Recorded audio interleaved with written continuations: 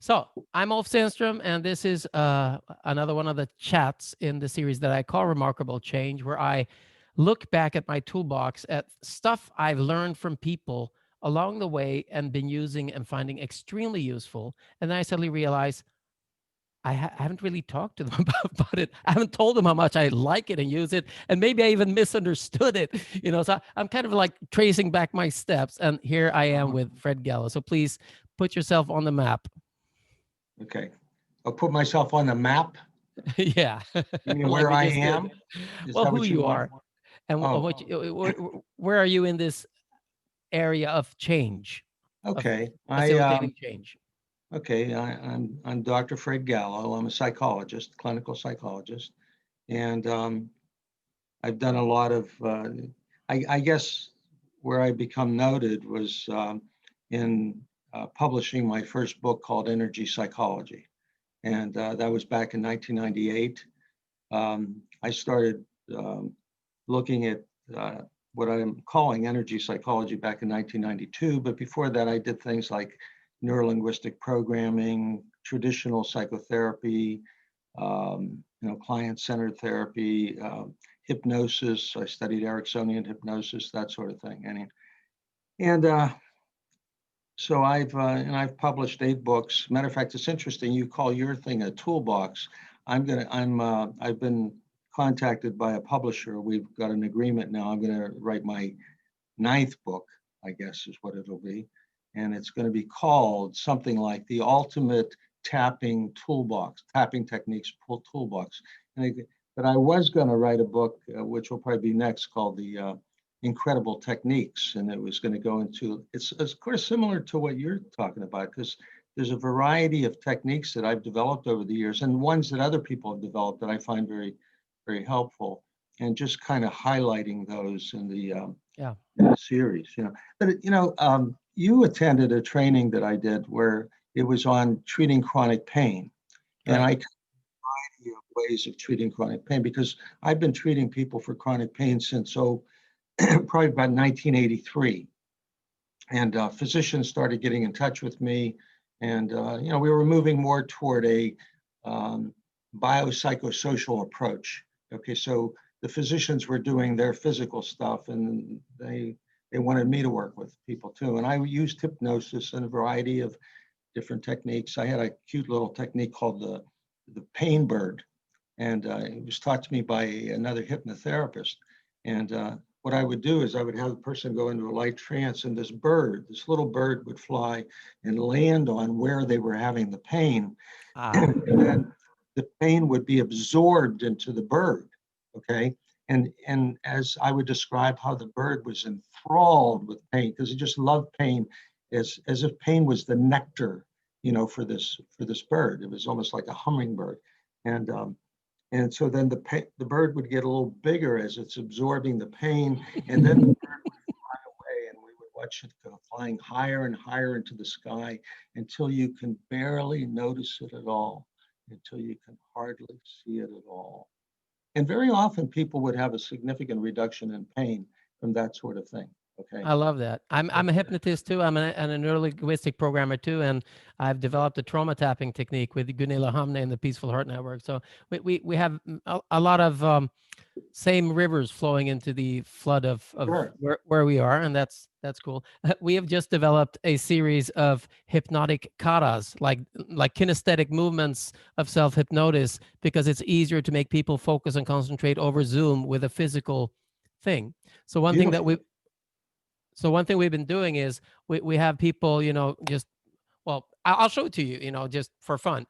You put your hands like this, the fingers up, and you take a deep breath. You close your eyes and you connect to whatever it is you'd like to disconnect from, whatever that is, physical, emotional, memories, whatever. And maybe it's nothing specific. Maybe you're perfect and life is perfect, but there might be something you could have missed. So you open your eyes and now you do Mhm. like this. And then you open your hands and you put them together like that. Uh-huh. And you look carefully on one side of one hand, on the back side of one hand, but a little bit carefully, like, you don't want to, you want to be careful. And looking in there, you can sense anything painful memories, bad stuff that happened in your life, things that you're not too proud of, whatever that is. But you're not looking it straight in the face. You're just sensing it. And then you look on the other side and you can see anything and everything that could come out of that that could be good, like post-traumatic growth or wisdom or humbleness, humility, all kinds of things that could happen. And then you make your hands like really small like this and you blow carefully into them as if blowing life into something.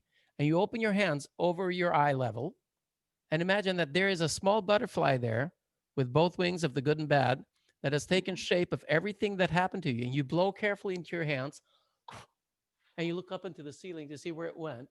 And when it lands again, it probably will do it when you fall asleep, and it will put back the butterflies in your heart and stomach. That's cool. Nice process. Yeah, good fun. Easy for people to remember, and kids can do it as well. Sure, sure. I'll remember that. That's good. Hey, you told me Yes. that you weren't sure if you were doing drag and drop quote properly or whatever. Exactly. And we've had amazing results. Well, I want to know how you do it first, and then I'll tell you how I do it. I'll And show you mine, and you show me yours. Here we go. okay, good, good. You show me yours, I'll show you mine. Okay. Okay. So for me, I'm just saying that for me, my perspective on this comes in part from neurolinguistic programming and eye accessing, Sure. and part of it comes from what in cognitive psychology is called the visuospatial scratch pad, that we actually in our memories we sort stuff, good stuff, bad stuff, whatever, not necessarily related to senses. So I came with that in my mind as a model when you showed this to me, and I keep it in my mind when people do it, but I'm kind of not saying that that's the way it is. I'm just saying that's my model in my head. Good. So I put my fingers in front of the person, and usually this happens when I talk to a person and I ask them, so what is it you want me to help you with? And they go, their eyes go, woo, someplace. And I ask them again just to make sure, woo, okay. So maybe or maybe not, there's something over there that they're accessing. I have no idea. So my test would be to put my finger in the other place and say, if you think about that now and look at my finger, how does that feel? Does it feel the same way? So that would be my first calibration. And Sure. usually they would go, I'm not sure, or, oh, it's funny, or no, it's the same. So I go, okay, follow my finger and follow my finger only. Keep your face straight. And all I want you to do is tell me from 0 to 10, how much is that emotion right now? So they go 7, 4, 3, 4, 7, 6, 7. So I'm calibrating if there really is a difference or if they're imagining or just trying to please me. And then we go, okay, there was a 4 over here.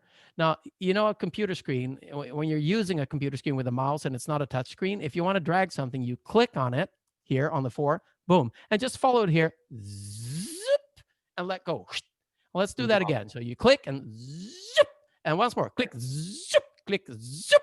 I do the analog noise and everything, and they follow this with their eyes. And then I go, so how does it feel right now?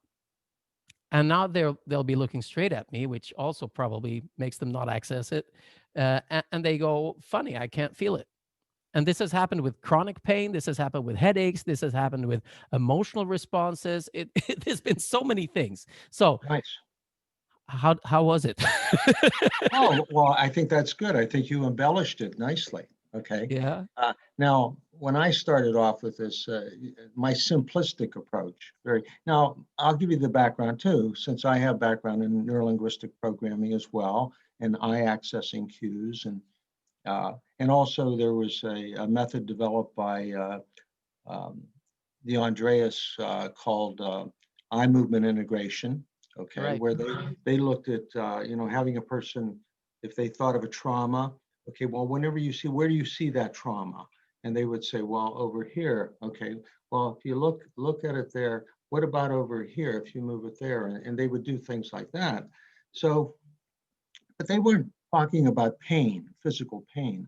And so I don't know. One day I was working with this one patient, and I got the idea. I wonder if this could help that person. Okay, so and I thought of at first I thought of 4 eye positions, okay?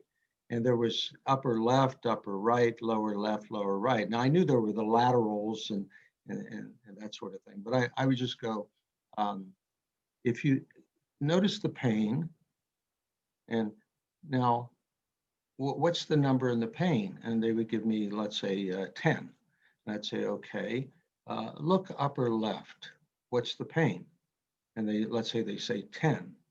And I say, what about upper right? And they go, that's less. Like, what would you give it? Oh, I don't know, maybe 6. Okay. And what about lower right? And they go, yeah, 6.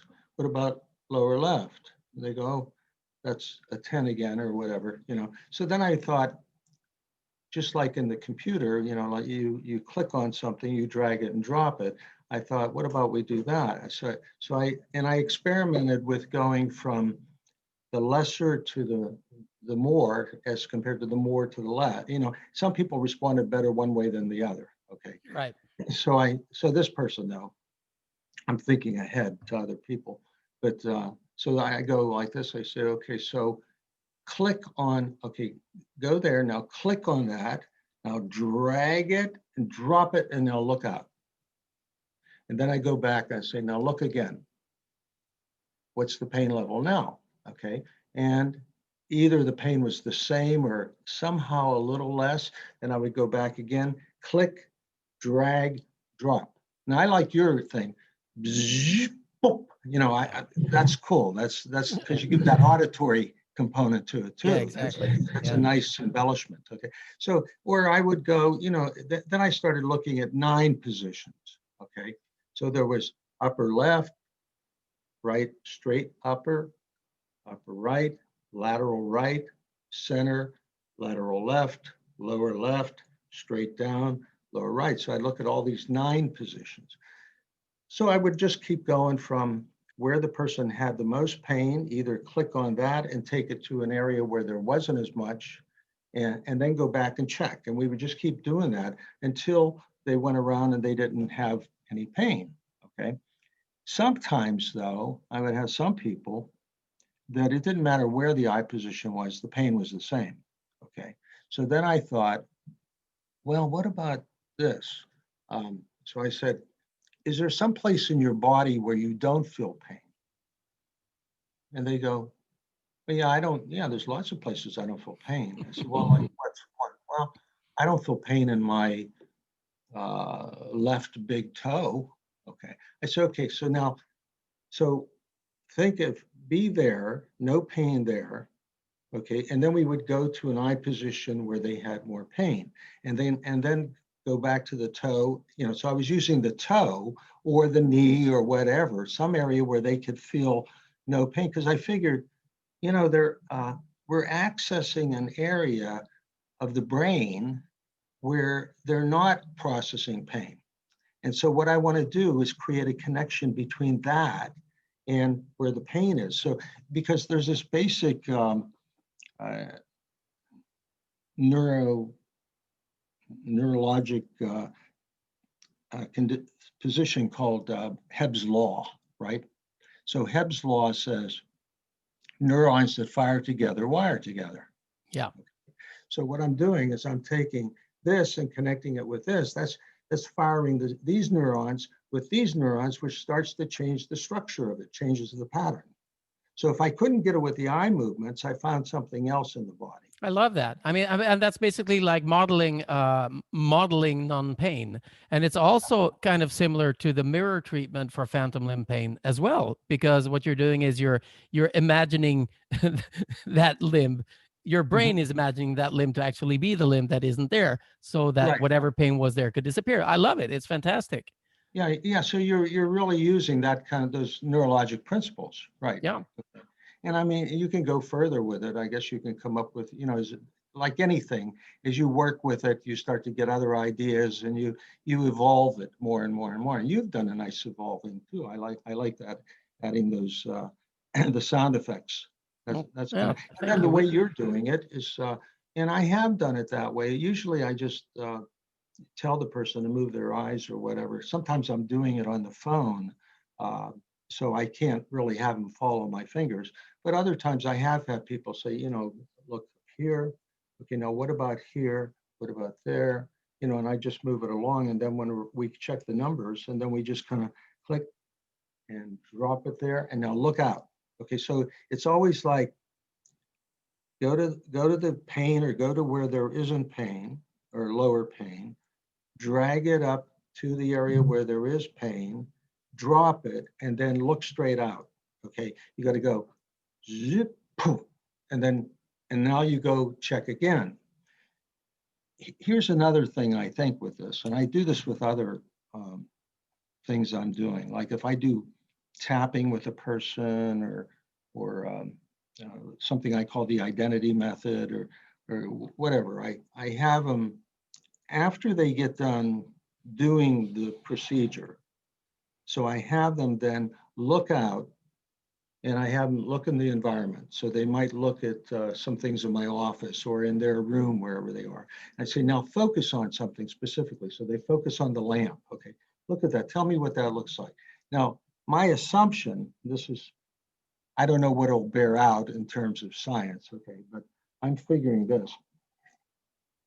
With memory reconsolidation, there's this idea that any kind of condition we have a long-term memory for it, okay? And long-term memory is stored in many areas of the brain, okay? And the original thought was that long-term memory was very resistant to change, okay? That every time you brought it up, it was the same thing. Well, then they start to realize that that's not true, that every time it's drawn up, it somehow gets changed by the current circumstance, okay?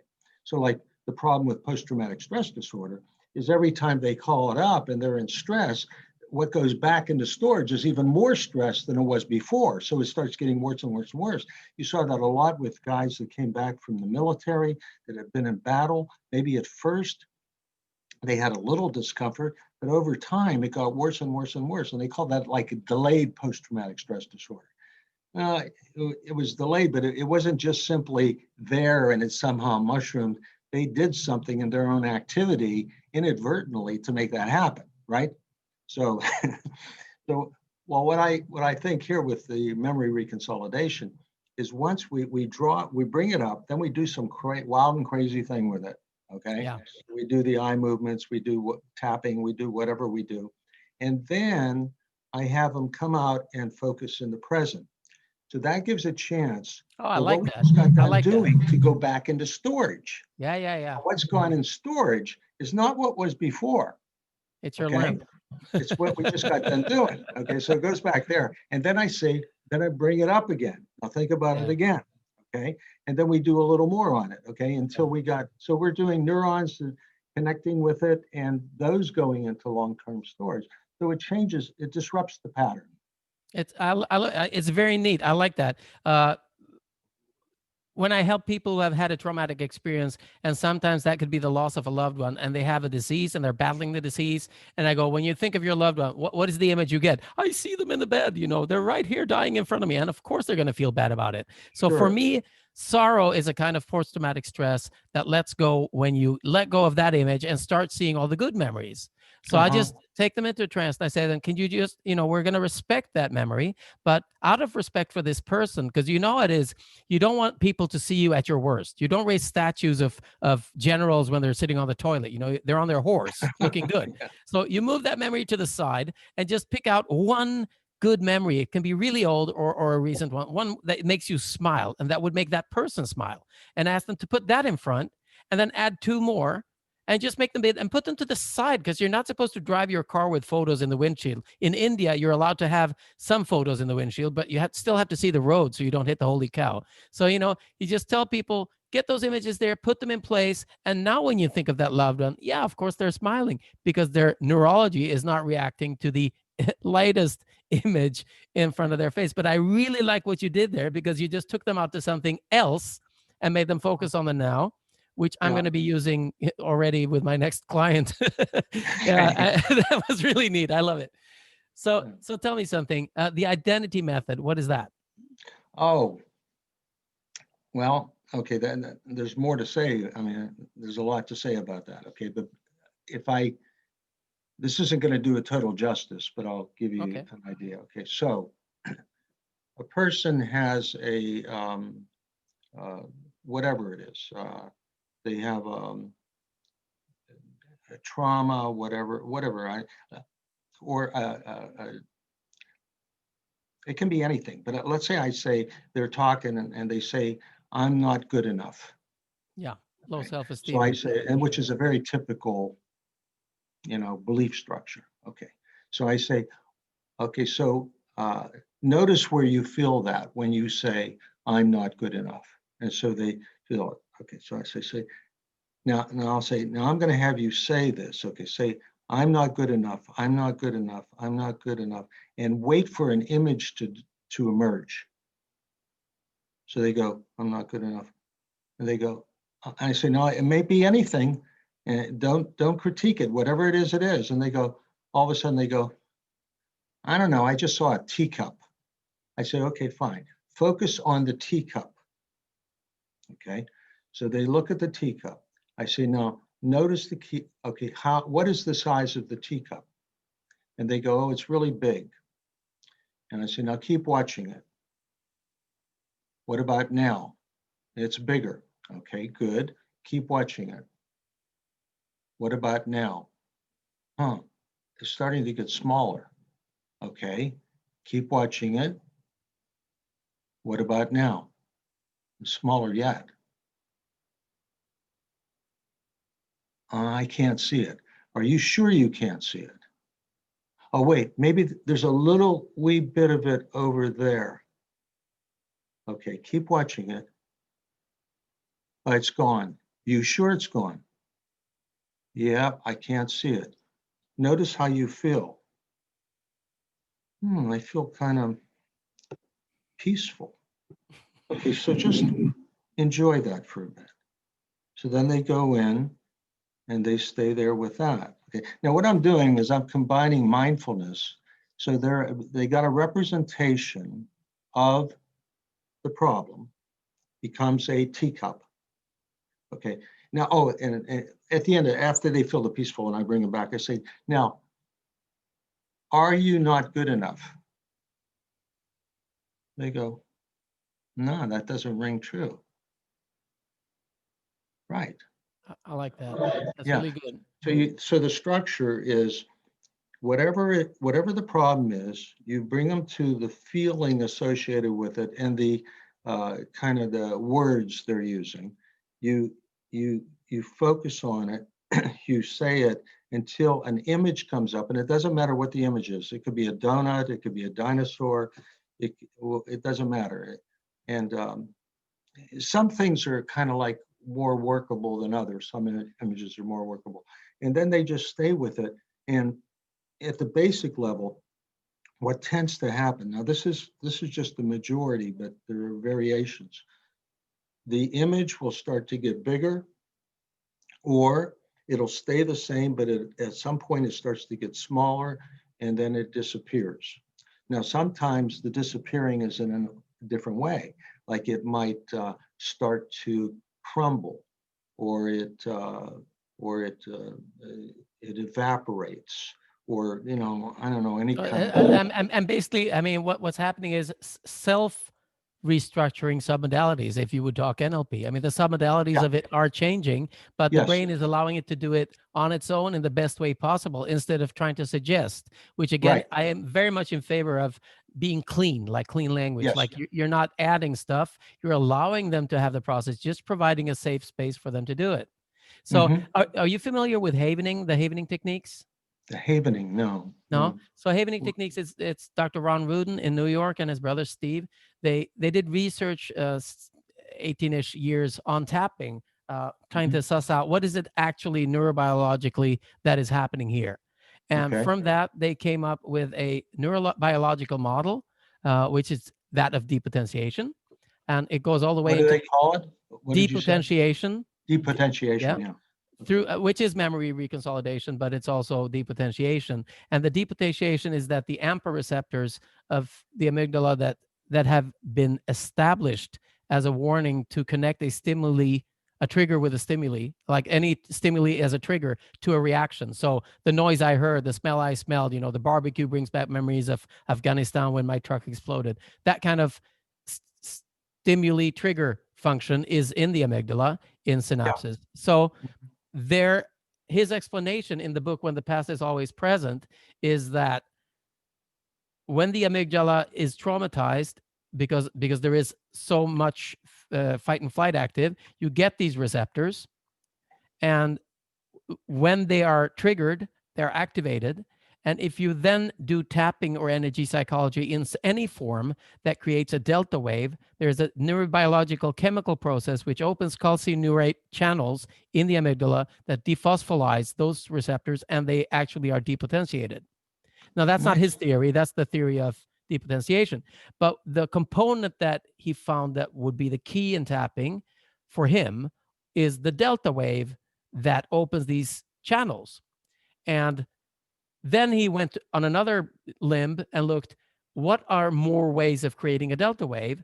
And he looked at the science of touch and came up with touching like this on the shoulders, or doing this movement with your hands, or touching the face. And they even measured that in the Harper study of 2012 that says, which points on the body generate more eye movement, tapping, whatever. So the principle is that anything that generates a delta wave, when you've activated those AMPA receptors, can depotentiate that stimuli trigger response. Mm-hmm. And there is a version of havening when it's taught. I'm a havening trainer. That's why I know this.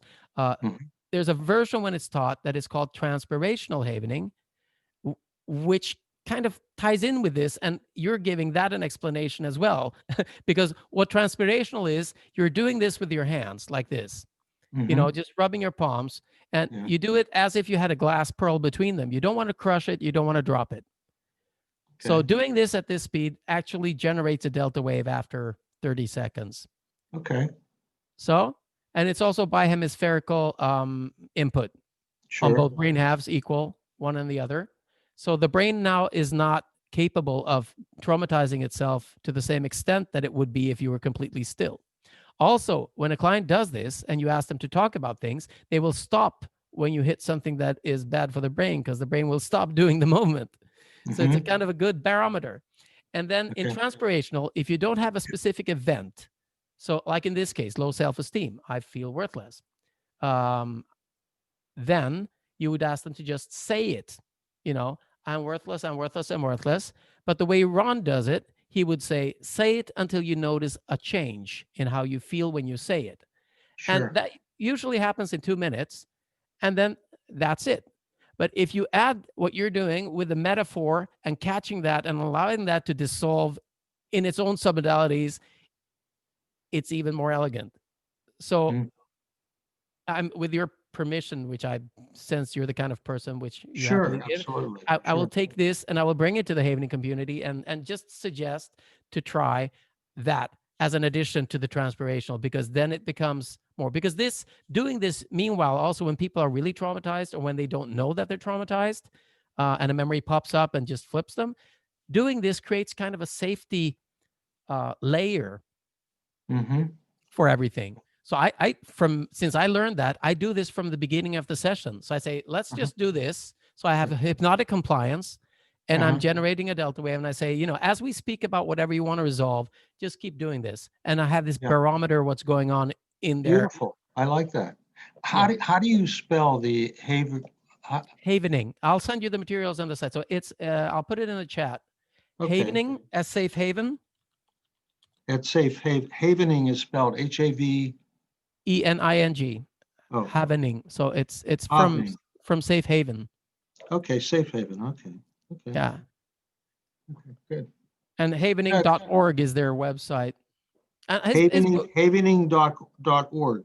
Yeah. And his book, When the Past is Present, is a very good description of that model, of that whole neurobiological model.